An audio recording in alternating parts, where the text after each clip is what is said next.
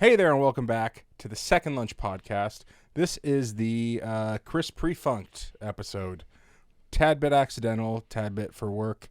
Anyway, we're here. We're rocking and rolling. I got really frustrated earlier this week, Cole. And you know what is really frustrating when you're having one of those days where everything doesn't go entirely wrong, but it goes just enough wrong that it's annoying. I finally got fed up and I went to slam. I'm in a new home. I went to slam a cabinet door shut. Soft close. No bigger blue balls than that in the entire world. Yeah, that's, it's probably a good thing. Prevent a little property destruction Right. there. Growing up in rentals, I would destroy things with impunity. It's Right. like, fuck it, they're not going to fix it. Gotta break. Break it more. Yeah. What's the If difference? it's not more broken, they really won't fix it. But yeah, I think I've managed not to break anything. Certainly not deliberately, not rage breaking anything at the new house. The only things I can remember are definitely office space to printer. Yeah. Fair. I almost Which who did that. hasn't? That's sort of pedestrian. Mm-hmm. But it was genuine. It wasn't like, I'm going to recreate the movie. It was like, this has wronged me for the last time. We've talked about zipper technology on this show Yeah. before. Why are printers still fucking up? I have heard, I don't know this with enough, I haven't done enough research, but I've heard that like to actually have a printer that's reliable and blah, blah, blah would cost more than people are willing to spend. And so they put out these printers that are just pieces of shit. That said, like the fucking bullshit HP subscription services and nonsense like that, that obviously has nothing to do You're with telling me the good folks at Hewlett-Packard can't provide me a decent printer for $150? Listen, if IBM helped the Nazis, I wouldn't trust any of the computer people further than I could throw them. I don't know if HP had anything to do with that, but no, I don't. Maybe, what is it, that brand? Brother printers? Like, I think a lot of folks have those. Yeah. Okay, well, don't Hulk Hogan it, because then I'm really not going to want it. Then we're really fucked. But yeah, I'm trying to remember. There was one other thing that I had a clock that fell off the wall and destroyed a speaker. And yeah, the clock had to go. Yeah. Like, We're going to put the clock in the Second Lunch Hall of Fame, I think. That's the third time it's come up. Well, sorry for the retread. No, it's got to go in. It's got to go in the hall. There was one thing we talked, I think, on the last episode about how I'm reading a lot about ancient civilizations. And there was one thing I learned about the Egyptians and their theory about creation that I thought was really interesting, Cole. They thought that human creation came from when the acting pharaoh would stand at the edge of the Nile River and ejaculate into it, and that's where people came from. And I've never been aroused enough by a river. I'm not saying I haven't been there and done that. But to think think that's where people come. Yeah, you just fucking come in there, and then people are going to walk out. So, okay, so then so this is just the original creation? These people aren't, like, baffled by pregnancies and new people? No. The pharaohs continued to do this. Okay, so there's new people just wandering around that are, like, effectively motherless? Am I wrong here? Am I understanding this correctly? I'm not going to ask any questions. I mean, okay, and then the pregnant people, who's higher born in the Egyptian caste system? Somebody that's part of, like, rivergism or actual normal baby? Fair. Rivergism, yeah. I mean, I guess if you came right from the pharaoh, that's got to be better. Came right from the pharaoh. I see what Yeah. you did there. Mm-hmm. Beaten into the river. I expected more. I'm just going to say I expected more. Yeah, I thought there was a better hypothesis coming Yeah. than that. Well, admittedly, though, when you think about some of those, like, creation-type myths or just in general things like, Atlas holding up the world, like, that's not very creative. You know what? That's pretty boring. Beaten into the river's closer than that. That's actually closer. Yeah, they had the semen part right. Yeah, that's true. That's true. And that That's certainly involved somehow. way closer than a man holding up a planet. I wonder how shocked they were when they're like, vaginas? Really? That's why they were fucking dudes so much, Oh wait, no, I was thinking of the Romans and Greeks again. I got.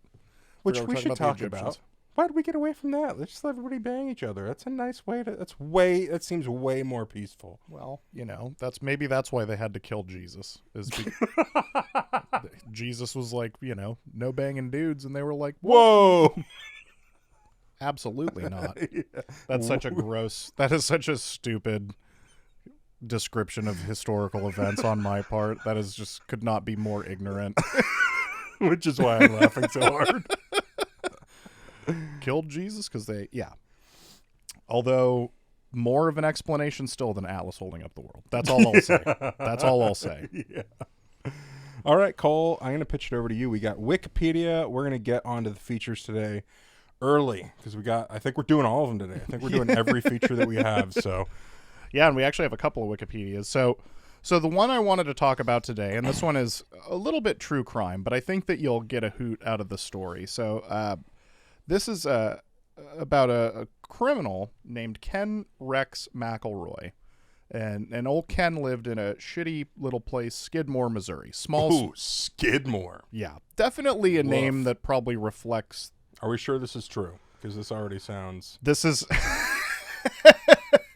It definitely does feel a little McElroy, Skidmore. Come on.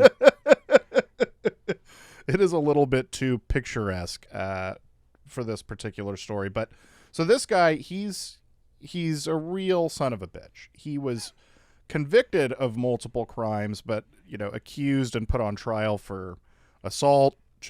Some very unfun things.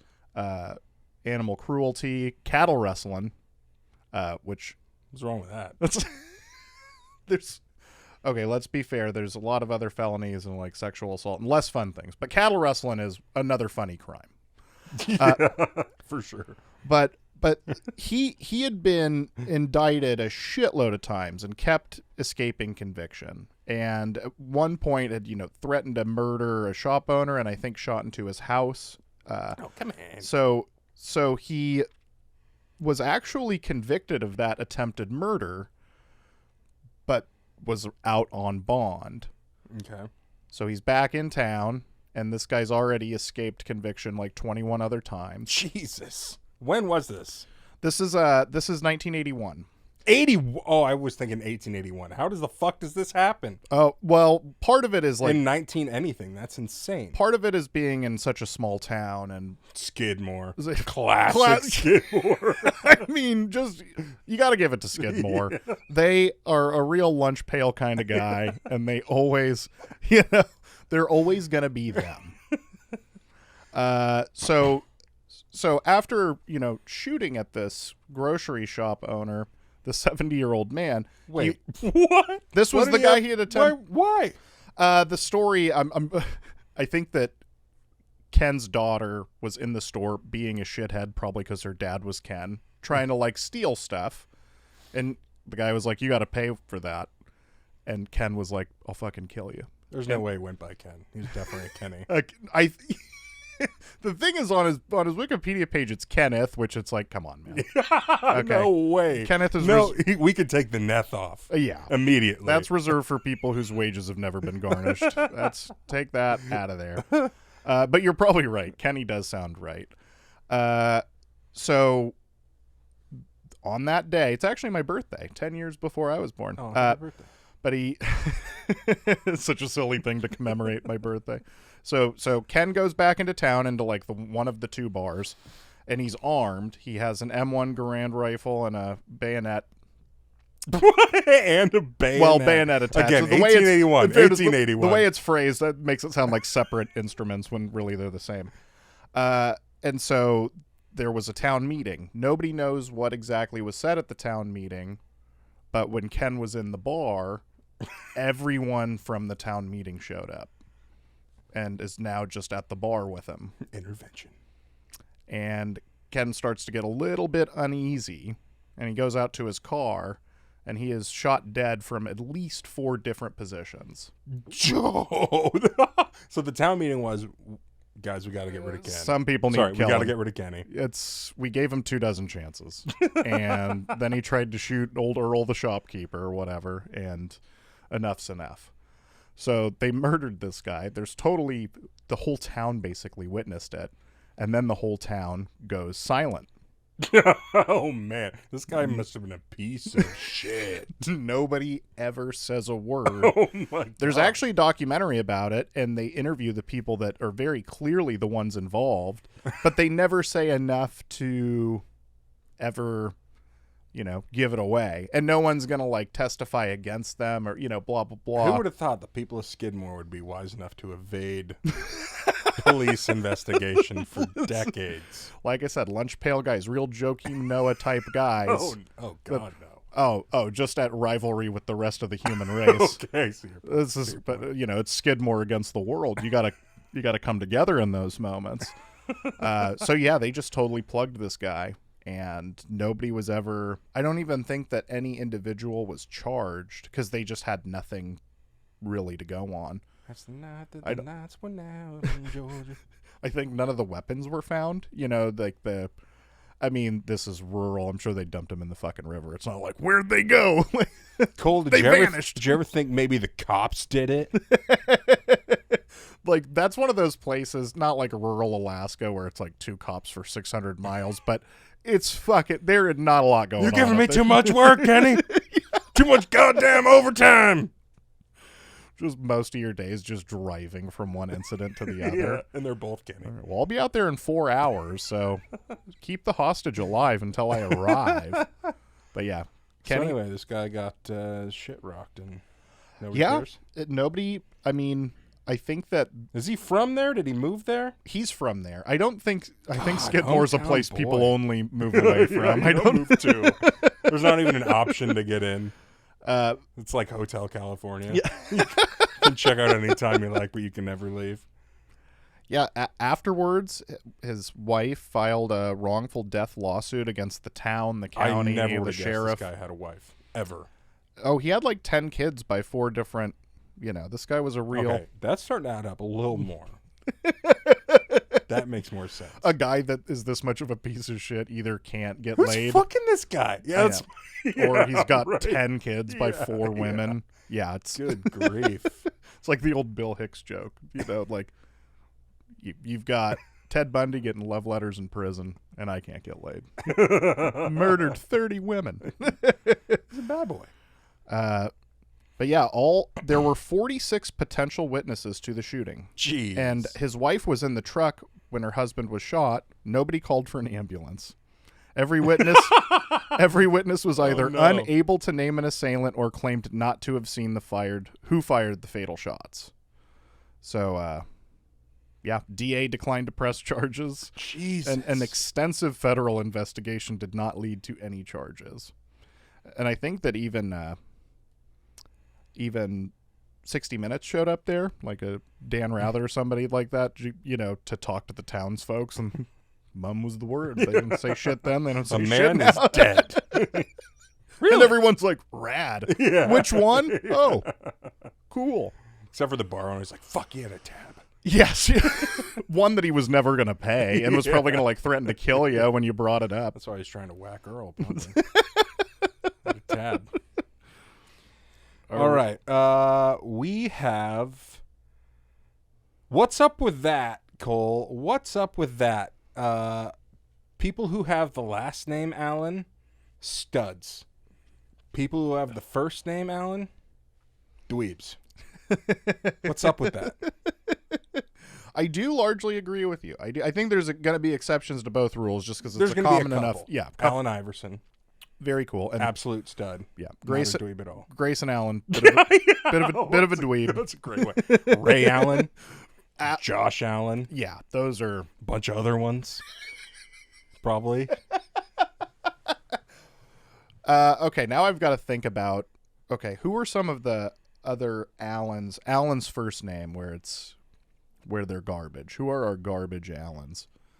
I'm thinking like 4 guys from high school right now.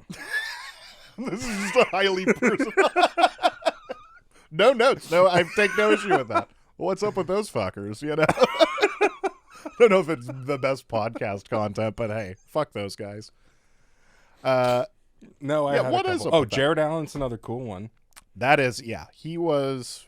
Did he get 20 sacks one year? He was a guy that cracked that rare milestone, right? Mm-hmm. He just got in the Hall of Fame. Oh, did he get in? Because he was, I think he had like the most sacks of anyone that wasn't in yet. So I was waiting because he has like 140 or something. I'm going to prove my point I just didn't make just now. Name me somebody cool other than Allen Iverson with the first name Allen.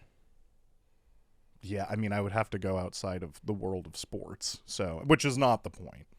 Naming it Alan Turing is not going to be. Yeah. And how many people can you remember from high school who are like, oh, I don't think we should trick the substitutes. I'm tricking him, Alan, and you're going to have to get on board with it. I think that there's a difference between some fun jokes on the substitute and stuff that was just like borderline harassment and like criminal. All I did one time, me and my friend changed name tags. We just changed. I was David, he was Chris. Yeah, that's pretty innocent stuff. Not to Alan. Okay, well that's her problem. Well, that's why you're a substitute. That's why you're not full time on this. Are you stewing over that? Yeah. I'm still mad. I almost got in-house suspension for that. It was so dumb. Okay, speaking of surnames, I was watching SportsCenter. I don't even remember what sport it was, but the person's last name was Irish. For a split second, I thought it was a description. It was this person's last name. Lazy day at Ellis Island, huh? You kidding me? I've met one or two mush-mouthed Irish people where you're like, what in the sweet fuck? I think that's English, but I've got no clue what you're saying. I think the person at Ellis Island was like, Jesus, Irish. Yeah. That's it. That's all I got. Remarkable that there weren't more of them on that basis. That there weren't more. Polish. Yeah, exactly. Just no fucking way. It's funny too that Irish is particularly in boxing, which makes sense. Not a ton of like Irish hockey. Why? Because players. Irish people fight, Cole? Yeah. Historically, yeah. We're both Irish, by the way, just for the record. Well, I was speaking strictly like you look at boxing rankings in like Ring Magazine, it shows you the nations that are most represented. You consider the population of Ireland and then also the UK overrepresented in the rankings for how many folks they got. They do well in the boxing game for sure. But what are they so mad about? It's probably All the still potatoes. having 1 million fewer people than they did 150 years ago. They still haven't got back to the I had to get real, Cole, really? It's On the pod? You brought up potatoes, so I'm going famine. I'm going famine every time.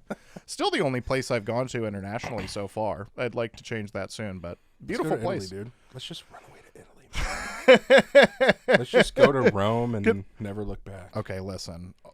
If we're running away somewhere, can we go somewhere that didn't invent fascism?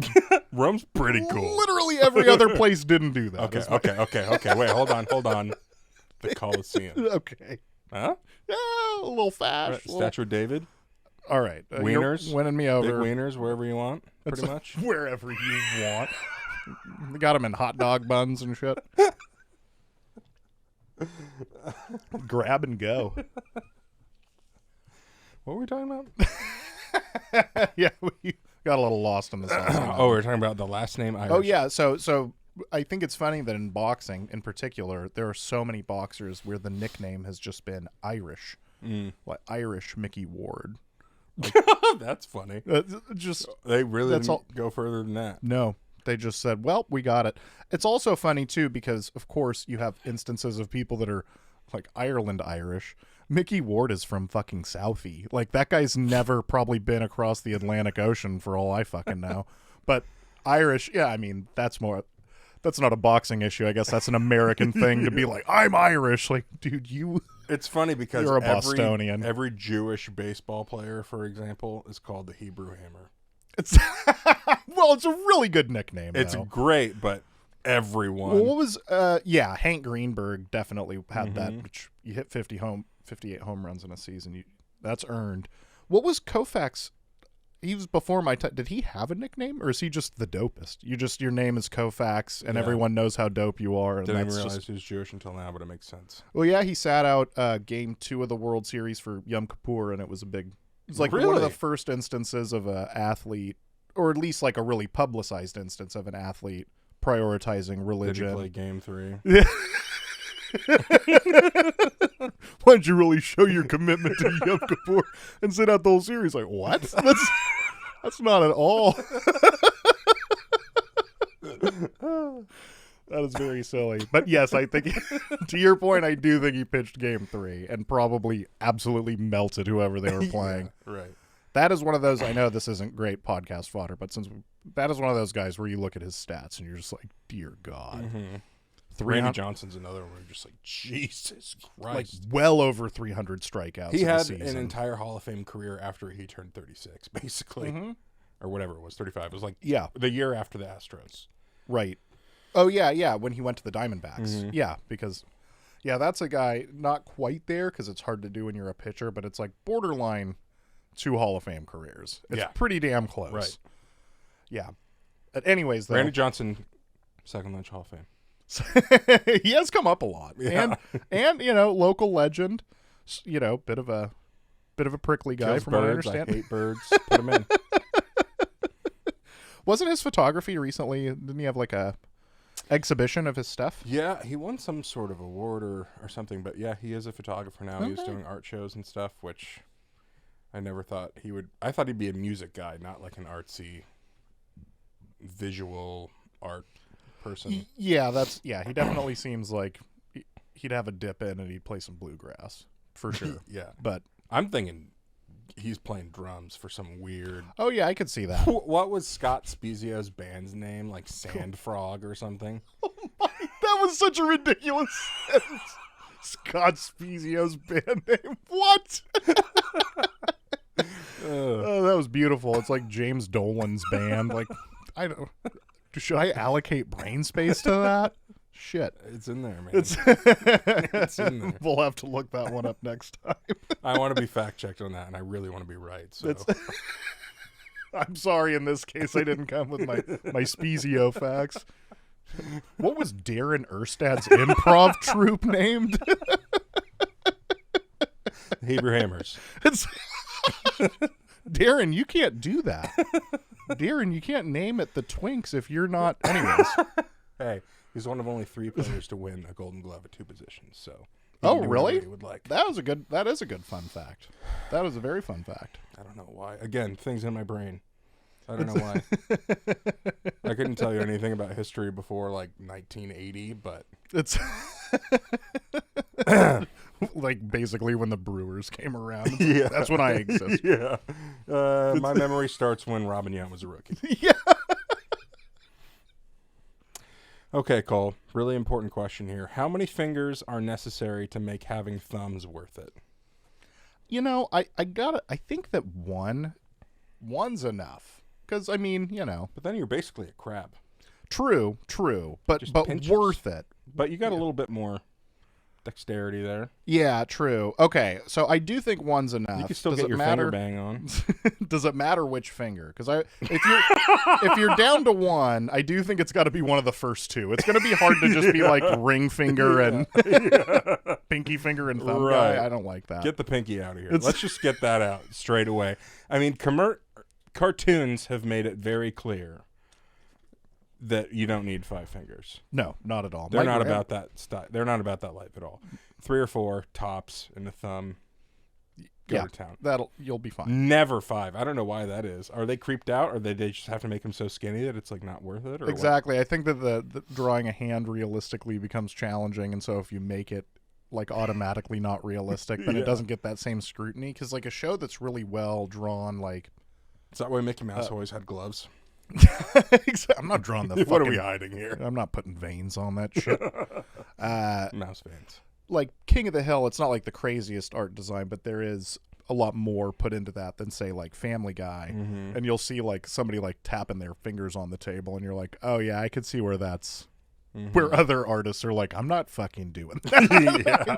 We have to do like 30 episodes this season. I like that they'll draw all the individual hairs on Sully and Monsters, Inc., but they won't give him 5 goddamn fingers. Like, really? At some point, it can't be that hard. Okay, that's an extremely good point. Then it does have to be, to your point, it's got to be something they figured out with cartoons a long time ago where like it just looks a little more cartoony, I guess, a little more caricatured if you've got like 3 knobbier. Well, that way they know it's not real. Yeah, exactly. Hold on. 3-fingered monsters? Yeah. I was on board until you told me the 3-finger part. Bullshit. They come across with 5 fingers. Whoa, Yeah. inappropriate. Back to the drawing table. What do we have next here? Are we on headlines? Ooh, headlines. This is a fun one this week. These are We got all some food related. Oh actually. man, we are living up to the pod. In the spirit of the Second Lunch podcast. Owner of ramen shop in Japan offers 100,000 yen for information on 2 people who left negative reviews. I love his style already. Immediately, this is how you have a well-rated. This is how you get Michelin stars. You have to attack the people who give you negative reviews. This is how this country works. Cole. This is how this country works. Let me read what happened here. A ramen shop owner in Kyoto, Japan, offered a bounty. See, it's not often that word's used accurately like that. That is a fucking bounty. Especially, yeah, right. Especially when it comes to ramen. A ramen bounty. Cool. A bounty for information on 2 customers who left negative reviews about his restaurant. Despite being a top-rated ramen spot, Toyo, I'm not even going to say it. Can you say it, Cole? Toyojiro. Toyojiro, yeah. Sorry, received I was 1-star ratings from a group of diners, which prompted the owner to threaten them on social media. Threats. Big threats. The owner posted on Instagram calling the reviews, quote, weird, and warning them that if they didn't return to the restaurant, write a positive review with a photo and apologize, he wouldn't forgive them. Okay, well now you're getting weird, buddy. Yeah, I won't forgive you. I won't ever fucking forgive you. Getting pissed is fine. This was clearly family them, members. And I see his point. They may have had an agenda. Right. But he won't forgive him. Do you think that his family members knew that he would snap like this and just show his entire ass, like offering the equivalent of $665 apparently? You know, one interesting thing, in the wake of Mike's death is, that denial phase. And rarely am I sitting at home like, I wonder if Mike's still alive. And then I read that a shop owner in Japan is offering 600 bones so he can beat the shit out of 2 customers, and I'm like, Mike has assumed a new life. Yeah, this is he may not be alive, but he's alive in someone else. Yeah. Can you imagine being infected with the ghost of all the ghosts to take over your body? Just have a sudden urge to open Heineken's with a seatbelt, but then not use the seatbelt. Slayer. Yeah. Oh man. That's right. Awesome. I hope he finds him. I hope there's a sequel to this story. Rarely say that for headlines, but you know what? I think it's going to end in death. It's already escalated so much further than an average ramen meal should. The average person, I imagine, I don't own a restaurant, but I have gotten bad reviews on YouTube videos before. I think the average person goes, oh, dang it, moves on. This person, despite all the positive reviews, yeah, it does say it's a highly reviewed. Not fucking having it. No.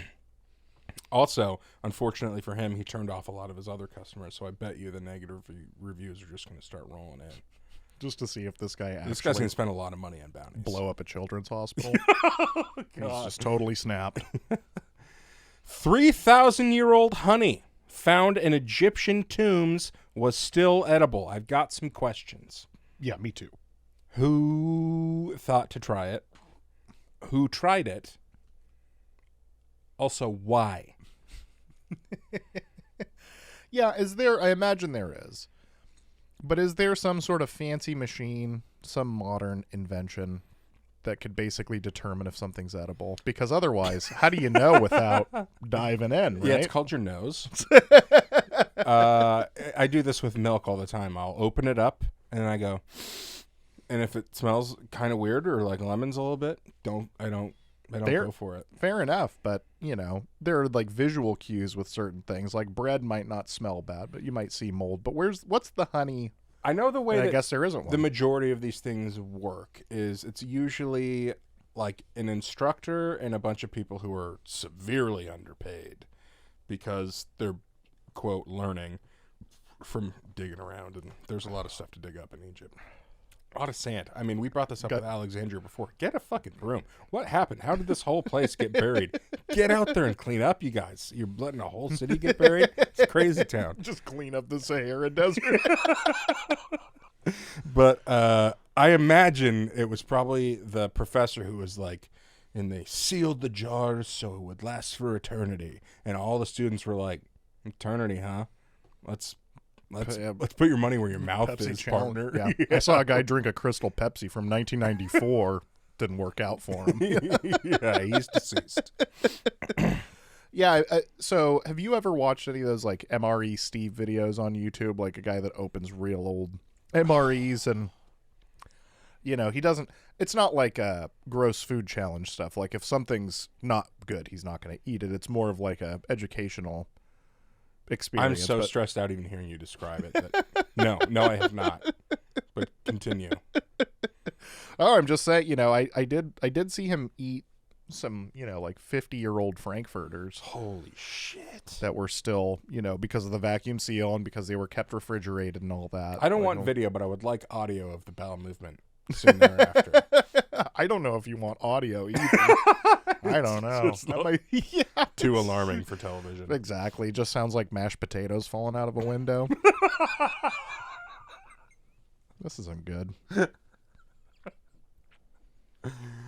Oh, I've never pictured that. Okay. This is one we teased. Teased. Oh, yeah, we did discuss this several episodes ago because Yep. this leads into an entirely different discussion. So we are going to talk about the story first, and then we're going to go into the history of this a little bit more afterwards. 63-year-old man was arrested after reportedly stealing $400,000 worth of cheese.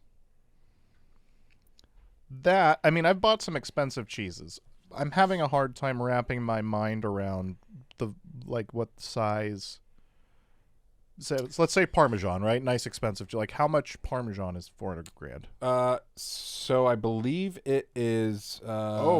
I have this somewhere here. Yeah, 80 pounds is valued between $900 and $1,500.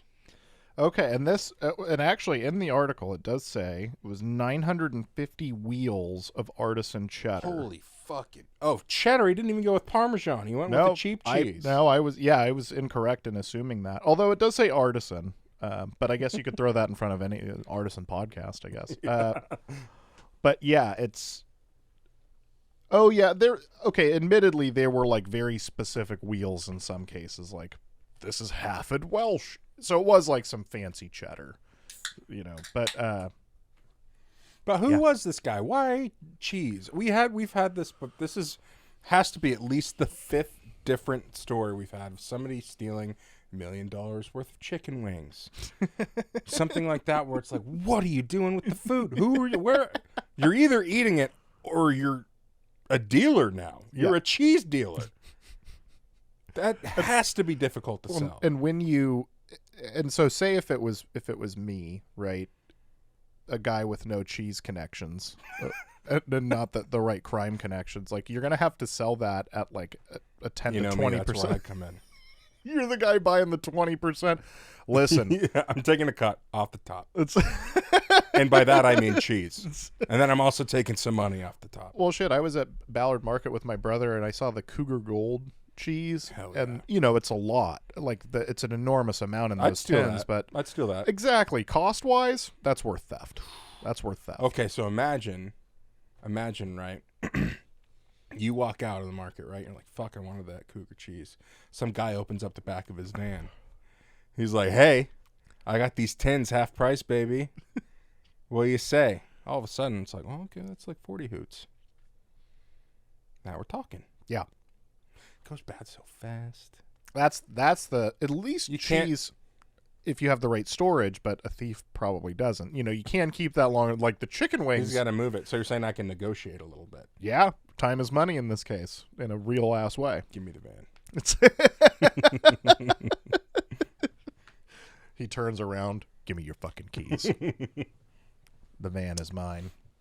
So again, I love the premise of you're pulling a fast one. You're finally doing it. You're gonna retire. This is the last time you're gonna break the law. Yeah. You finally retire. This is the big one. You're like, I'm gonna steal some cheese. Yeah. That'll do it. I'm retiring. That was a point I hadn't thought about, is where the fuck is this guy keeping the cheese? Yeah, that's at least, it's got to be one like 18-wheeler, right? Also, I cannot think of a time it would be more difficult to not get high on your own supply. Who's going to notice? You are rocking one wheel off the top. Come on. Come on for old Joey, the driver. I think all the public diabetic cheese farts would start to really draw some attention. And also, life of crime. I don't want to paint with a broad brush here, but like probably not a lot of kale in the intake, a lot of Burger King, stuff like that. So now you're just giving these guys free cheese. It's gonna smell like innards and death. It's gonna be so bad. A fart that can only come from a dog. Paint in your wall starts running. So this brings me, I guess this is almost a bonus Wikipedia, but there are some banks in Italy that accept Parmesan cheese as collateral for loans. This practice began in the mid-20th century in the town of Reggio Emilia, which is one of the key areas where Parmigiano Reggiano cheese is produced. Some banks accept wheels of cheese, which are stored in warehouses while they age. Smart. Criminal, get a warehouse. First thing you got to do. Yep. I think your dad tried that with a storage unit, right? Yeah, it didn't work out too well. They had to send a guy to Mexico for a year. A Parmesan cheese wheel, about 80 pounds, is valued between $900 and $1,500 depending on age and quality. Older, well-aged wheels are worth more. Now, I think this is a system we should adopt. I do like it. If you can, this is good for farmers. I'm going to go to Trump with this. I think you could buy this. Farmers make cheese. We need cheese. Cheese is good. Make them rich. Let them use cheese as currency. Yeah, the Scanies would definitely. I would be so broke I'd be eating all my currency. The Scanies. This is already not working. Collectively would be a much richer people. I'm actually going to boycott this because I would be broke. You thought alcoholism rates in rural Wisconsin were bad before. Now these people have fuck you money because of their cheese. Yeah. And everybody has liver cancer. What's the fucking... Is it Spotted Cow? Yeah. These people are getting shit-faced on Spotted Cow now. They bought Nuclear Brewing. Holy shit. I do like that, but okay, you said one thing, though, that's interesting that I think is kind of a challenge if you're a banker. Cheese collateral? Well, episode name? Yeah, cheese collateral is a good episode name. But the last part where it's like, 80-pound wheel, okay, that part, fair enough. Valued between $900 and $1,500 depending on age and quality. So if you're a banker in this, you got to be a cheese guy too. You got to know your cheese stuff. Yeah. Or do you have a cheese guy on staff that's like, get Vinny out because we got another cheese collateral situation. What's a cheese sommelier called? That's a great question. I think it's maybe connoisseur, just sort of the general term. I think it's fat. It's just a gout flare up. just uric acid through the roof. Allopurinol. That is awesome though, and it does sound like it's a good stable store of value as far as things to put up as collateral. It's always going to be an item. Cole, it's not going to be. I said this last episode and you argued with me. I think this is going to be a recurring theme, so I'm just going to say it. Italians are the coolest white people. Cheese currency. No. I will disagree with that. The Greeks? Is that what you're going to say? No, this is... Okay, you can't lose in Africa in World War II and invent fascism and be the coolest anything. You just can't. You can be the coolest people who invented pasta. I'll give you that. And don't come at me with like the Chinese invented pasta. So I know I get the noodle thing, but you know what I mean. The Italian style rice noodles are different. Rice noodles are different, and the Thai do it better anyway. I will agree with that argument. All right, what do we have next here? Oh, Gucci or Greasy. Oh, this is another dumb thing I added. Okay, so we have a bonus Gucci or Greasy today actually because they go together too well. Gucci or Greasy game nights. I enjoy them, so I'm personally going to say Gucci. I think there's a lot of ways that they can go fucking sideways. Monopoly. Monopoly's the worst. I don't even.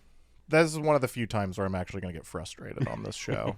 Monopoly is just a shit game, dude. It sucks. You know why it sucks is because if nobody bought anything, you would all just get a bunch of money and just like end up. You know what? No other game works that way. You know what game frustrates me way more than Monopoly? Apples to Apples or the adult version, which is whatever it's called. Cards Against Humanity. Yes, thank you. I hate that game because it's the only time I ever question if I'm funny or not. Usually I can I'm like 90%. Anytime I deliver something where I'm like pretty sure this is funny, I'm like 90%, if not 100% confident that it's going to be funny. That game, I'm 100% sure every time, and I fucking lose every time. Nobody gets me. More of an evaluation of how well you know the judge for each, like what they, sort of alt I do shit. definitely go with what makes me laugh the most. Oh, me too. I often lose that game. So I'm going to say greasy on game nights. I hate them. They frustrate me. I don't like being bad at stuff, which I know is extremely childish. But when I am publicly embarrassed, I don't like it. So that's fair. That's fair. And I one way that I do think they can go wrong, there's so many designer games and shit now that, folks can be like, let's fire this game up. And you're like, 5 hours later, you're like, holy shit, and you've been playing it wrong half the time. Have you ever played Codenames, something like that?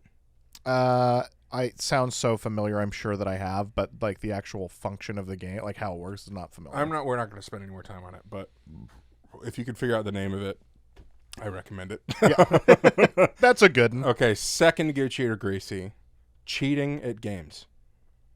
Like cheating at the games at game night, or cheating at like a video game against the computer? Cheating on game night. Absolutely greasy. Gucci's hell, man. If you're going to make me play games and you can't catch me cheating. See, if you catch me cheating, I get to quit. And I don't have to be involved anymore. I can watch. I don't have to do this thing I didn't want to do. But see, that attitude, that's already like, Chris, let's hang out a different time. Because you're already trying so hard to get out of the thing that we're doing that, yeah, I'm going to say that's also still greasy. Like, this is part of like a greasy scheme now. Well, no, I still want to be there. I just don't want to have to do the thing. I want to spend time with you guys. I'm glad you're having a good time. I'm having fun if you're having fun. Yeah, but I'm definitely not having fun if you're cheating at the game. Okay. And that is certainly higher on the childish rating than not liking things you're bad at. Because sometimes you just got to lose. Well, I don't see it that way, Cole. That leads into our next topic of light-up shoes being a dead giveaway in Heads Up 7-Up. Well, I mean, should they really be, or is that only the case if you got your eyes open while your heads are down? Bazingo. Exactly. So we're back to a cheating issue. But you're bragging with your light-up shoes. You deserve to be pantsed in the game of Heads Up 7-Up. It is sort of galling that you have light-up shoes that are also still lighting up. Like, mine are burning out 3 days. Like, yeah, how are you? What kind of money do your parents have? Yeah, you've got somebody carrying you around, so you're That's a good point. You don't really put batteries in them. No, they never. I never thought about that. They weren't like expensive enough, to my knowledge. Maybe they made a few, Oof. but is there any bigger letdown than having light-up shoes that don't light up anymore? No. Ouch. No. Then they just look like those shitty Nike Air Max. But also, I actually didn't cheat at Heads Up 7-Up mostly. I did sometimes. You lose so much at some point, you're like, all right. We need to even the odds. Yeah. But the lights you could see even with your eyelids closed. That's fair. Unless you put your eyelids right on your arm so that like you could really not see. But I always put my forehead on my arm and you could kind of see it. So then I'm like, okay, well, you deserve to lose at this point. Where's the stealth? You're rubbing it in my face. Yeah. True. You didn't come prepared today. Right. You didn't come with your game face on. Slip them off. What are you doing? We're on carpet here. You like the idea of the kid taking his shoes off, like, gotta get ready. Gotta. Yeah. It's like putting my cleats on. Like... All right. I did love when I was, I guess it's not it in Heads Up 7-Up, but when you're one of you're one of the people tapping thumbs. Oh, yeah. I would go with the most random kids in the class. I would go so random, dude. I was cutthroat. I wanted to win at that game. I would never go. I'm not like tapping the thumb of the girl I like or some stupid. No. You New kid. No. Immediately. New kid. Nerdiest kid. Kid you alienated yourself from 4 years ago. Nobody would think I'd touch him. Yeah. Boom. Nailed it. First choice. Sorry, Brandon. Sorry your mom bought Perk 30s from my dad.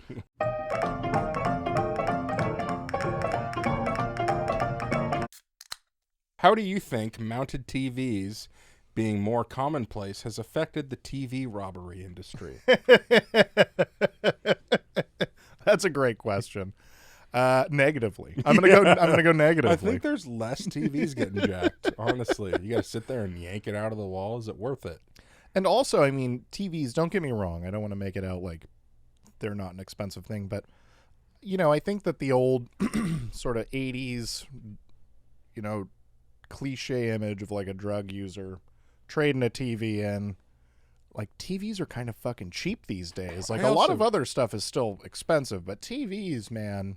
Do you remember how heavy TVs were even in like 2010? Yes, we still have one. Ashley has a plasma screen, a 42-inch, that is heavier than the 65-inch. Honestly, with all the pardoning that's been going on in this country lately, I'm going to pardon anybody who stole a TV.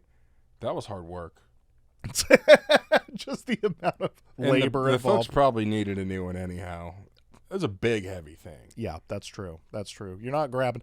If I've already got 2 TVs at home, I'm at least going for like the surround sound or something. I'm not going for another TV. What are you, nuts? What are people stealing anymore? It can't be TVs. Everybody's got them on the wall now. Yeah, I mean, I think that... So, if you go to the grocery store, you can get some idea of at least what they put behind the, the cases. But that's mostly, what is that, like shaving razors? What? They're not breaking in my house to go through my medicine cabinet. Oh, you're saying like if they break into your house. I was thinking stealing from a store. I see what you're saying. Yeah, probably your game console, probably a computer, jewelry. That's a classic. That's an old one. That'll never People be. still have jewelry? Not as frequently, but I'm saying though, if you do have it, I'm thinking that's something you hit. But just for the weight to value ratio, Because to your point, I was just thinking of all anybody who would break into my house, they'd be like, "What does this guy have? It's a bunch of jerseys. Oh, fucking, they're 2X. What are you kidding? I already saw this. Nobody's buying this." Or the guy's like, "Sweet, like a bunch of signed balls and stuff," and then they're looking through it and they're like, Chris, fuck. And they're also like, "I'm on green, like that's cool, but like, I don't think I'm gonna get like a shitload of money off that." It's not like a fucking $15 at pawn. Like, God. Yeah, like when we were talking about the one Percocet, the Edgar Renteria autograph. And I was like, I didn't buy it yet, but I could get it for like $9. Like this is... Yeah, nice theft, dude. Oh, dude, I hate it whenever we have people over because I collect stuff, but my room looks way more expensive than it is because I like to display things in a nice way. But if you get up close and you see the stuff I actually have. Yeah, it's like signed to me personally, not authenticated. It's JJ Hardy. Like, no, nobody cares. Craig Counsell. Yeah, exactly. Nobody cares. Alcides Escobar. What's another random Brewer shortstop? Anyhow. Yeah. That's fair. Your house would be... That's where I think like things like the game console become easy because some of the stuff you have, like some of your posters and stuff, I know are expensive or rare. Hey, there's people listening. We haven't put your address out there yet. Do not rob me, please. Let's put it in there. But like nobody would know. It's sort of like some of my vinyl records. Like it takes a certain hobbyist to even know that some of these are valuable. So somebody breaking in would just see all that and be like, yeah, fuck that. Yeah. Where's the TV? Yeah, fucking moving 1,000 records, which, by the way, enormously heavy, too. That's another factor there. Heavier than you'd think. For sure. Yeah, yeah. All right, this week in history time. Yeah, let's do it. All right, February 28th, 2013. So we got a nice recent one here. Pope Benedict... I did not think this was Pope related when you said 2013. Holy shit. True. It's pretty wild that we've still got one, but it's topical because one's going to die. Pope Benedict the 16th resigns as Pope of the Catholic Church. becoming the first pope to do so since Pope Gregory the 12th. There's 12 Gregories. Seriously, in 1415, you had 11 Gregories by 1415? Gregory. You calm down. Somebody left the guy. Can we get a Robert? Can we get one Robert? You guys left the guy machine on too long, and it's just filling up the room. It's on Pope mode, and it's just filling up the room with guys. But yeah, first Pope to quit since Pope Gregory the 12th in 1415. What is the happiest you've ever been to quit something? I just keep thinking about a Pope quitting. What, is there too much gold in your house? I've been to the Vatican, dude. That shit made me sick. The amount of money... I don't want to get on a whole political thing here. Anyway. But the amount of money that they took from people to make his whole fucking... They had so much money, they're like, we got to start turning all the dead popes gold. So they just started making... They took their bodies, wrapped them up in gold, put them on display. That's fucking crazy. Even Ed Gein couldn't have fucking come up with that. That's insane. It made me so mad being there, dude, because it's like supposed to be a place of worship, and it was like so... Yeah, the opulence. It's just really, really, really sad. The amount of people who had to have been taken advantage of for that. Anyway, so that they could like field dress a dead pope with gold. Yeah, dude, it was just. I thought gluttony was bad. Anyway, quitting my job at the hospital was a nightmare because I thought getting a job at a hospital, especially after coming off a job working as an EMT, I was like, okay, like PTSD, not for me. But I like the healthcare, like I like the helping people aspect of it. So I liked that, and then I got to the hospital and I saw that it was run more like a business than a lot of businesses are, and it was just sickening. And so Katie got a promotion, started making more money. I started making enough money doing other things that my quitting that job, we could basically stay the same. Right. And I could give these people a hate the finger and quit. So that was really satisfying. That was the happiest I've ever been to quit. I wish I would have gone out with a little bit more of a flair. Yeah. But Katie still works there. Right. So it's... I couldn't burn every bridge. Yeah. But that was really satisfying to quit that. I thought that was probably going to be your answer on that. Quitting at the Comedy Underground was also good. Yeah, shout out John. Yeah, which one? The one who tried to fight me or the one who tried to not pay me? How's the chef doing? Yeah. I guess how he's doing is equal to however the Broncos are doing, and they're okay right now, so the chef's probably okay. Happiest I've been to quit something, I'm going to say football. I did get through my year, but so I didn't quit mid-season or anything. But after my freshman year, it was just like high school football is actually completely miserable. Mm-hmm. And I don't have CTE now, but yeah. But yeah, it was just the amount of time given for the amount of joy that I got being a defensive lineman. Right. I enjoyed wrestling a lot more, so it wasn't like I didn't enjoy shitty ass Saturday consuming sports. Right. I just didn't like that one very much. Yeah, there's a lot of anger put into football. Yeah. I think I was probably not the right. It's weird because I really respond to getting yelled at. I very positively respond to that. I don't know why. I don't like saying that. I don't want Katie to know it. That's for damn sure. But yeah, I respond well to that, and so that kind of worked for me. But also, yeah, it's just like, what's up with all the yelling? Can we relax? We're having fun. This is sport. It's a game. Can we take it easy? Listen, dude, I'm going to a city school in Ballard. This is not like fucking football. We're gonna get smashed by Bellevue and Highline, and he's like, get the fuck out of here. Skyline, excuse me. This is just not. Right. This is not. At basketball, Ballard was pretty good and could have some good players, and there were players that made it to the NBA from our district, but dude, our high school football, let's all calm down. A 4-4 season is about as good as we're gonna do. Good chance we cut this, but I remember when I was in 8th grade, the first time we ever played an all-black school. Holy shit. Oh yeah, you guys got smoked. Holy fucking shit, dude. We won our group championship before that. Dog, we lost by 40 points, and I'm not joking. This was in AAU. You would score 60 points a game. We lost by 40.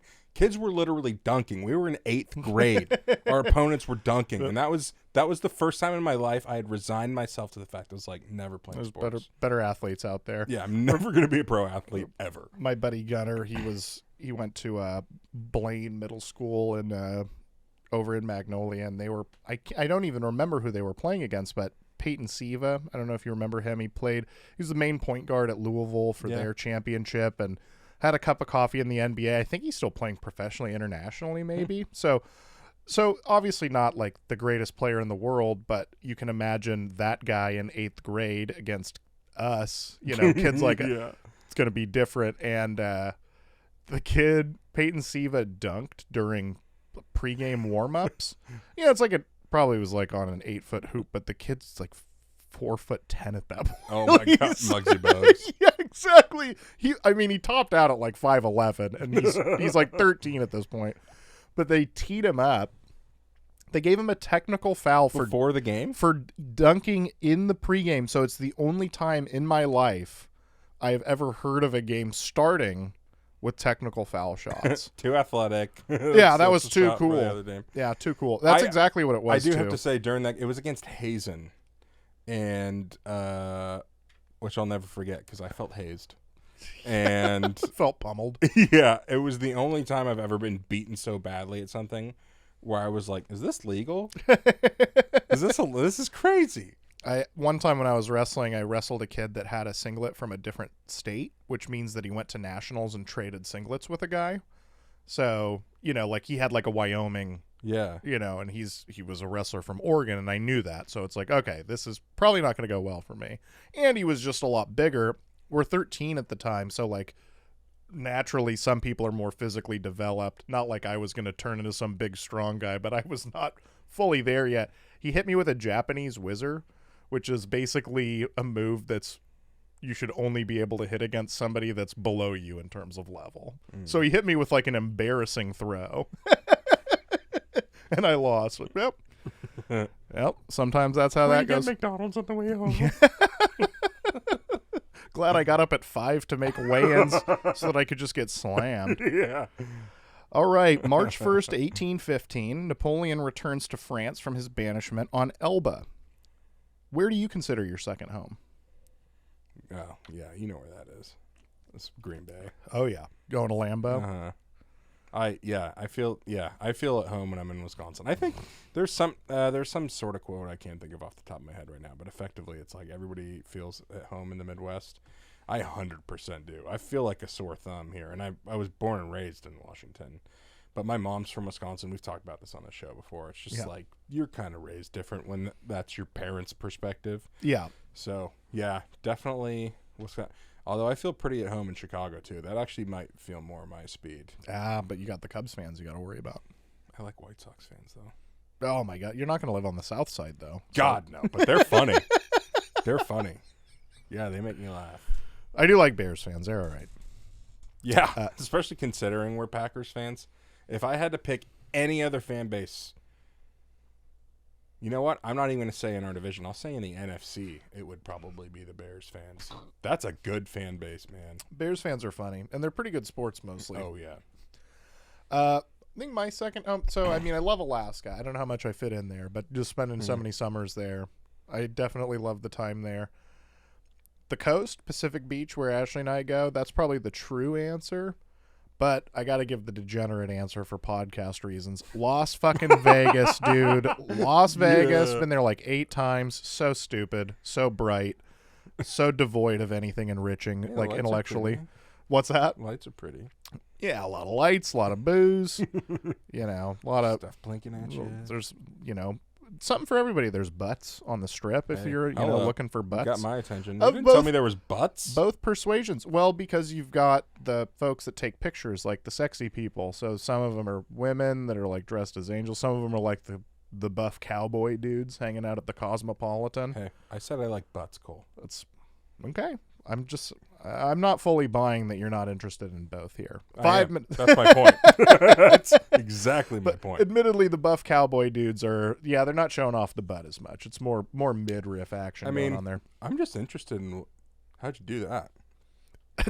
Cool butt on a guy. Did we talk about this on the show, or was this when we were having pizza? We talked about guys having cool butts. Oh, yeah. Well, we were talking about hockey players. Yeah, the hockey players having the They wound up monopoly. basically just being hockey players. My question was, why don't guys have cool butts the same way girls have cool butts? And it was basically just Sidney Crosby. They just need to play more hockey. Yeah. All right, final this week in history question. And this is an interesting one. Maybe at a different point we'll do a full-blown Wikipedia on this, but March 4th, 1865, U.S. politician Andrew Johnson made his drunk vice presidential inaugural address in Washington, D.C. I want to stress this. This is a hyperlinked Wikipedia article to this drunk address, and it is so motherfucking long. This guy was completely shit-faced, but we'll talk more about that later. Question... So wait. Say all this again. Andrew Johnson, the vice president to Abraham Lincoln for his second term, so he would then become president about 6 weeks after this, had his vice presidential address. Now, by all accounts, he was shit-faced for the week prior. Oh, okay. And so he was no harm, no foul. He was already on a bender. He had called in sick to a bunch of different things that he had to do. And then day of, he's not only shit-faced, but multiple witnesses, he's asked people for drinks. Oh, I'm not feeling too well. You got anything? Got any whiskey? Yeah, we do have whiskey. I guess that'll make you feel better. He's putting down tumblers, 16-ounce glasses of whiskey. Gives a crazy meandering speech that mortifies everybody. And then he's way too fucked up to even swear in the new senators, because that's what the vice president does. So they had to have somebody else do that. What year was this? 1865. What was mortifying people in 1865? Oh, that's the idea that a president would be that. He didn't say anything that was that crazy. He did transgender athletes. He did personally insult a lot of people, so that part is familiar. But yeah, that sounds like the other day. What do you call him, Pocahontas? But that was they had to have somebody else do the vice presidential swearing in part, and I just wonder if that happened today, if they would even allow those senators to be sworn in. If that happened today. Yes. All right, we've got about 2 minutes, though, so we're going to keep this short. What's the least appropriate place you've been drunk? Work. Work's a good one. Yeah. Work. I mean, is that really inappropriate? In many ways, you could argue. It's inappropriate legally, but do we all wish we were drunk at work? Yeah. So why would you give me a shift drink? That's my point, the Comedy Underground. Why would you give me 2 shift drinks if they couldn't be top shelf tequila and bottom shelf beer? Come on. Of course I'm good. I mean, I just think of all the people, because when I was the manager at the Comedy Underground, I would have to seat all the people, and then I would do a guest spot on the show, and then I'd just manage the rest of the show. Yeah. Pretty sweet deal. But I thought of all the people who, when I was sitting them, had to be like, this guy smells a lot like whatever I'm about to order. Jameson. Yeah. That's no, a good Don one. Julio. That's I'm sure John Fox was like, what the fuck? But I also know he was putting... This is actually a Terry Taylor thing. He used to put bottom shelf tequila in the top shelf tequila bottles because he didn't drink because he was Mormon. So he just thought it all tasted the same and nobody would notice. People noticed. People fucking noticed. He noticed. Yeah. I'm going to keep this short because we're about done. I think that work is the best answer, but just in lieu of that, I'm going to say Eastern Washington. I think you're incurring some risk there. Yeah. But you also need to be drunk to be there. Yeah, I slammed so many Long Island iced teas at the Howard Johnson and Yakima. Hojo. Yeah, the Hojo and Yakima. See, this is not... Yakima's just a bad spot You don't want to get bowling alley drunk at a Hojo. All right, shall we wrap it up? Yakima is a bowling alley, though. Yes, thank you very much for listening. Shout out to our sponsor, Premier Meat Pies. I'll put an ad here that I actually was making today, which is the reason why I had to drink some of our props and came a little pre-funked St. Paddy's Day ad. But thank you guys for listening. Facebook, Instagram, YouTube, TikTok, all the places. Please follow us. Jordan, love you all. Bucks and 6. Come celebrate St. Patrick's Day at Premier Meat Pies. More than 100 years ago, a British guy named Pat moved to Ireland. He was fed up with all the snakes, so he got rid of them, and the Irish made him a saint. Today we celebrate the day he died with green beer, pinching people, and DUI checkpoints. Alongside Cinco de Mayo and Valentine's Day when you're single, St. Patrick's Day has become one of the premier drinking holidays. So come have some green beer and a whiskey flight or four. Pair that with our Guinness Irish stew, shepherd's pie, or steak and mushroom meat pies, and you'll be feeling festive in no time. This green beer is good. See you later.